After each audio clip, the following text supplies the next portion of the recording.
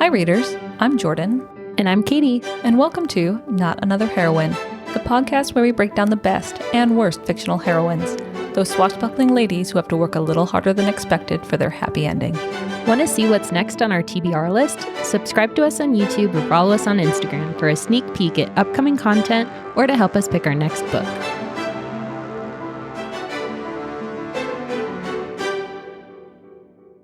It's the pick of the week. Spooky edition. Sorry. I just wish people could see you because your arms came up. It was like you were turning into Bat Katie. Yeah. I was making like ghost arms, you know? It was so cute. Pick of the week. Yeah, I'm in a spooky mood. So it matches. You're wearing a flower hat.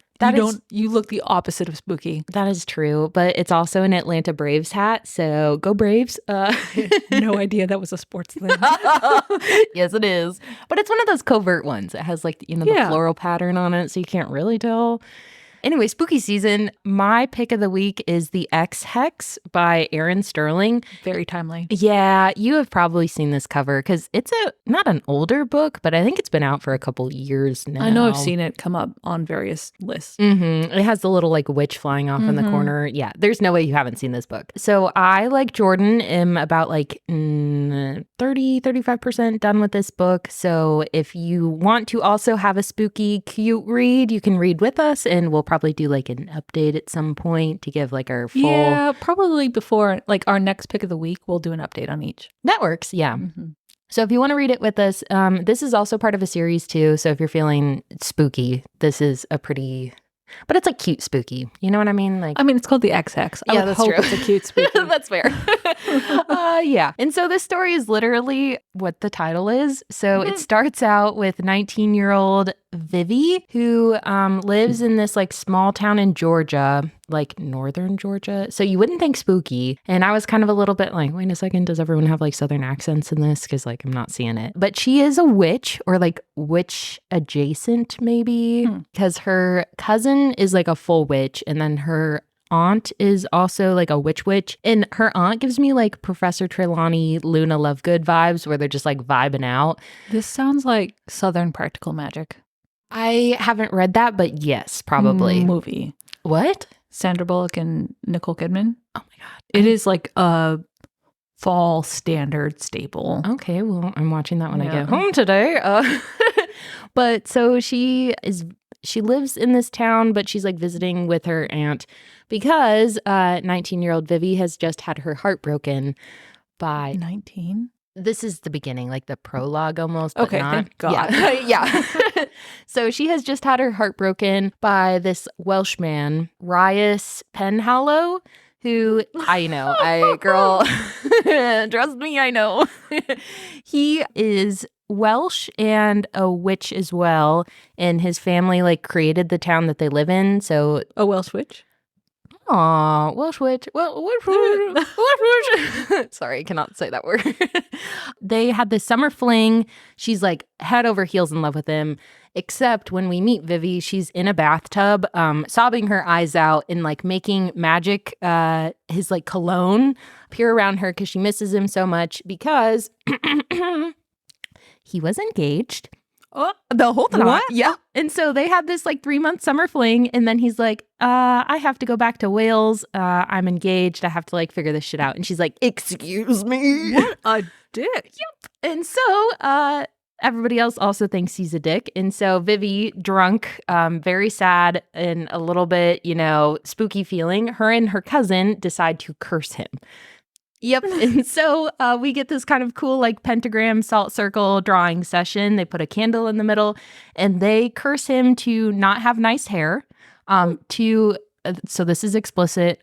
People from work, please just stop listening and then come back in 15 seconds. They curse him to not ever be able to find the clitoris when he's with women.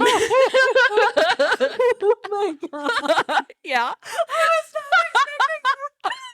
Yep. So that was involved in the curse.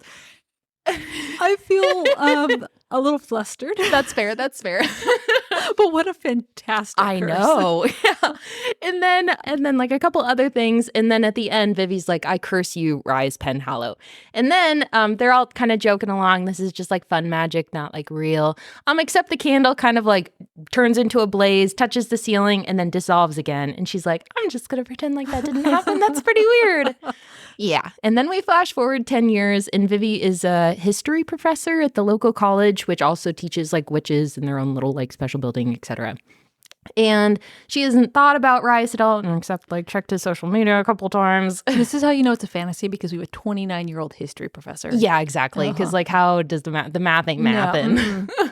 And so she's just going about her life, except they have this like Founders Day like festival that's coming on, and they've kind of turned it into like a big spooky Halloween, like come to the small town in Georgia where everything's cute.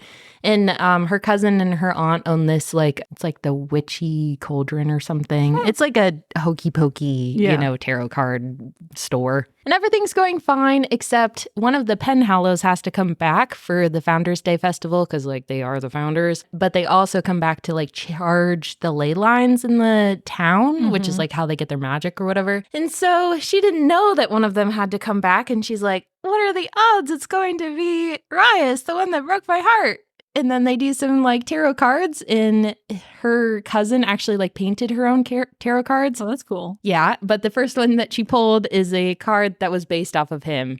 And she's like, okay, it's like almost 100% positive it's going to be him. No. Yeah. And so he shows up. Is he bald? No, which is kind of the weird part that I have questions about. But so he comes back. For the last 10 years, he owns like a travel company where he like takes people on travel trips for fun, glamorous places, and he uses his magic to make sure they have like the best trip ever. And he also is still like a little bit like, oh, Vivi, like, the old one that got away. But also they like don't address the fact that he was like engaged. Like you really don't find out about that, at least through the 30% mark. So I'm assuming something like is explained. But yeah, exactly. And so he's told by his dad that he has to go back and charge the ley lines. And he's like, I don't really want to do that because the whole like Vivi thing. But he's basically like, no, you need to. And so he comes back to the States, and all of a sudden he's having a lot of bad luck. So he's like driving to this like little town in Georgia. His car blows a tire. And so he goes to change it with magic, and like the tire like yeets itself over a cliff, and he's like, that's kind of weird. And then a car comes and almost runs him over, and he's like flung down into this ditch. Yeah. And he's like, that's also weird. And it's Vivi, and she almost ran him over, and she's like, actually, I'm not sorry. And then gets in her car and drives away. So he's just out there in the woods in Georgia. Wow. Yeah. And then that morning, his like shower didn't have any warm water, and some other kind of thing happens. And then he goes to give a speech for the Founders Day festival or whatever, and the statue breaks, and the head almost kills him as it like topples down. And he's like, you know what? This is a little bit sus. And so he talks to Vivi. There's like circumstances that they like come together to talk or whatever.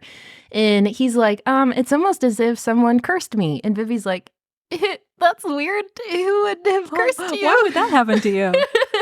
And so they go together to charge the ley lines.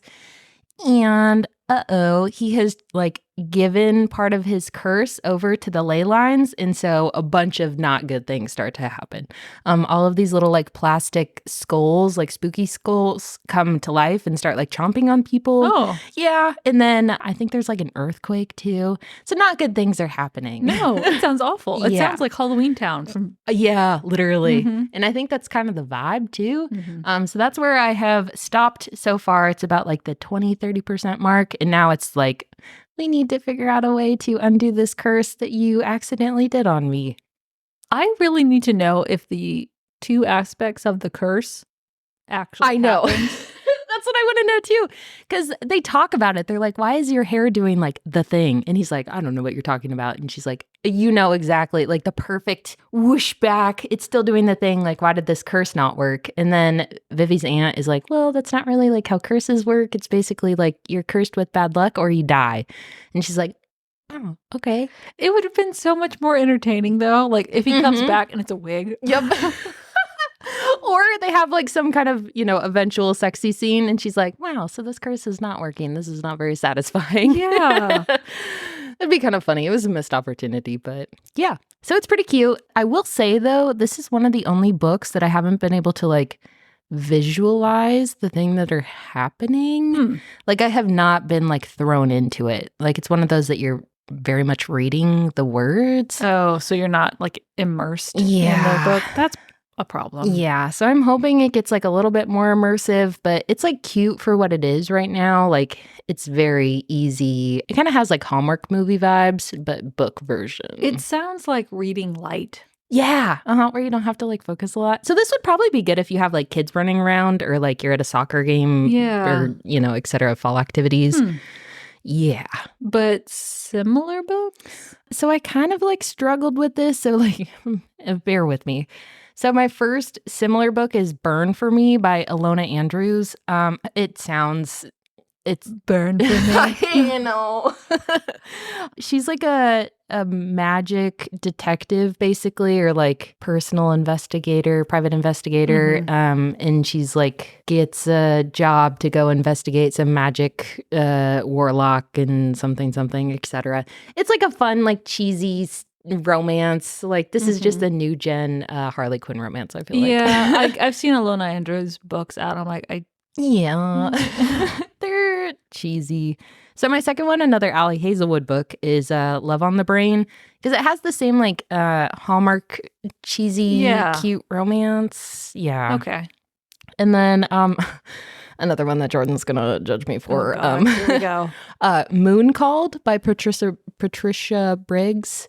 Oh, I like Patricia Briggs. Yeah, it's a really cute series. I read all of them until like the fourth one where there was some like really questionable. Is that the Alpha and Omega series? Werewolves and stuff? It is werewolves. It's not really Alpha and Omega stuff though. Well, so she has like the series is like Alpha and Omega. That's the name of the series. Oh, it might be. Mercy Thompson is like the. Oh, okay. Yeah. Yeah. She's like not a werewolf, but like a shapeshifter coyote thing. And then there's werewolf, vampire, et cetera, et cetera. It's like fun. Like it kind of gives me Buffy the Vampire Slayer vibes. Yeah. That's, spot on. If they're a little bit older. So these are all like spooky adjacent books that if like that's the vibe you're looking for or like easy romance, those are books that are similar. Yeah. But Ex Hex, Erin Sterling, I hope it gets a little bit better, but it's also all the spooky vibes that you want. It's very timely for the season. Yeah. So that's my pick. If you read it, tell me if you're enjoying it, maybe more than I am or. Yeah. And then we'll follow up on what we actually thought of both Assistant to the Villain and the Ex Hex in a week or two. So from Katie's shelf to yours. We'll see you on the next page. Yours? Yours?